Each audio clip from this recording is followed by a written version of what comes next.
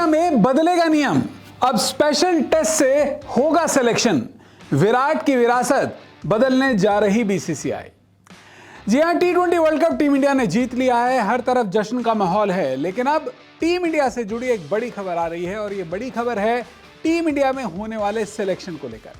आपको बता दें कि बीसीसीआई अब जल्द ही अपनी एक ऐसी पॉलिसी में बड़ा बदलाव करने जा रही है जिसका इस्तेमाल बीसीसीआई और सिलेक्शन कमेटी पिछले एक दशक से टीम इंडिया में खिलाड़ियों के सिलेक्शन के लिए करती आई।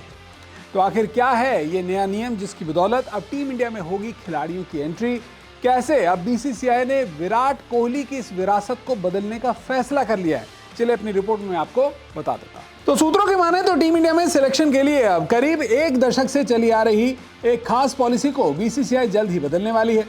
रिपोर्ट्स की माने तो अब बीसीसीआई और सिलेक्शन कमेटी टीम इंडिया में सिलेक्शन के लिए खिलाड़ियों के लिए एनएफटीसी टेस्ट के नतीजों को देखेगी। एनएफटीसी टेस्ट को साधारण भाषा में नेशनल फिटनेस टेस्टिंग क्राइटेरिया कहा जाता है। एनएफटीसी प्रोग्राम बीसीसीआई की नेशनल क्रिकेट एकेडमी के एक्सपर्ट्स ने बनाया है।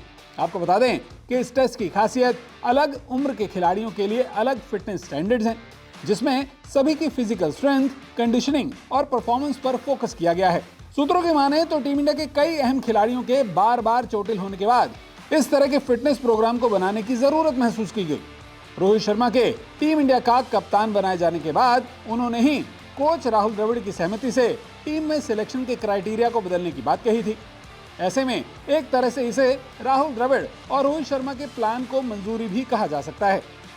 आंकड़ों में देखा जाए तो बीते 5 सालों में किसी बड़े आईसीसी इवेंट से पहले टी20 वर्ल्ड कप 2024 इकलौता और पहला ऐसा मौका था जब भारतीय टीम के सभी बड़े नाम सिलेक्शन के लिए उपलब्ध थे।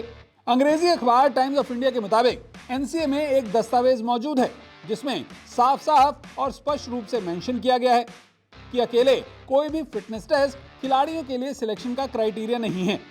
हालांकि ये बात सभी जानते हैं कि विराट कोहली के कप्तानी के दौर से भारतीय टीम मैनेजमेंट और सिलेक्टर्स यो-यो टेस्ट जैसे फिटनेस टेस्ट के नतीजों को टीम इंडिया में खिलाड़ियों की सिलेक्शन से पहले काफी अहमियत दिया करते थे। अब सवाल यह उठता है कि क्या बोर्ड ने अपने खिलाड़ियों के फिटनेस टेस्ट को अहमियत देनी बंद कर दी है? क्या ऐसे फिटनेस ड्रिल्स या दूसरे टेस्ट अब नहीं होंगे? तो ऐसा बिल्कुल नहीं है।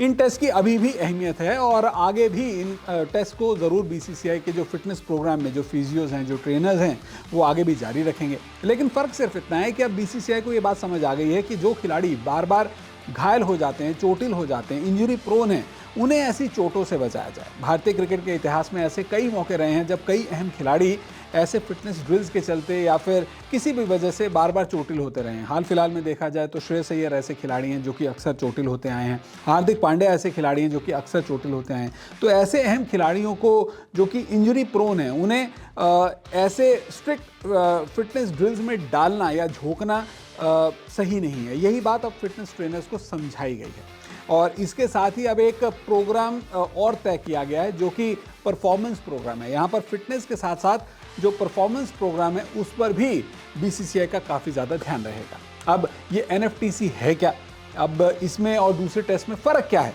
तो चलिए अब आपको ये भी बताते हैं। तो आपको बता दें कि एनएफटीसी हर 12 से 16 हफ्तों में किया जाता है। परफॉर्मेंस टेस्ट हर 6 हफ्ते में और हर 2 हफ्ते में प्रिवेंशन टेस्ट किया जाता है। एनएफटीसी में 10 मीटर, 20 मीटर स्प्रिंट टेस्ट, लंबी कूद, यो-यो टेस्ट और डेक्सा स्कैन शामिल हैं। अब ये जो डेक्सा स्कैन है ये फैट परसेंटेज चेक करने के लिए किया जाता है। आपको बता दें कि युवा और नए खिलाड़ियों के लिए इन टेस्ट के मानक अलग अलग हैं। जहां सीनियर और कॉन्ट्रैक्टेड खिलाड़ियों के लिए अलग मानक हैं तो इन युवा खिलाड़ियों के लिए अलग मानक। फैसले से बीसीसीआई अब अहम खिलाड़ियों को चोट से बचाने की कोशिश कर रही है। बताने की जरूरत नहीं कि फिटनेस के इन पैमानों के अलावा सिलेक्टर्स टीम इंडिया में सिलेक्शन के लिए खिलाड़ियों का घरेलू क्रिकेट के अलग अलग मंचों पर प्रदर्शन भी देखते हैं। कुल मिलाकर देखा जाए तो इन सभी फैसलों से एक बात साफ हो जाती है कि बीसीसीआई की अब कोशिश टीम इंडिया में शामिल बड़े नामों को थोड़ी रियायत देने की है, जिन्हें युवा खिलाड़ियों की तरह मुश्किल फिटनेस में पहले जैसे आंकड़े हासिल करने के दबाव से नहीं गुजरना पड़ेगा। बोर्ड इस बात पर ध्यान देने की कोशिश में है कि उसके खिलाड़ी बार बार चोटिल ना हो और इसीलिए उनका इंजरी प्रिवेंशन टेस्ट भी बार बार करवाया जाता रहेगा।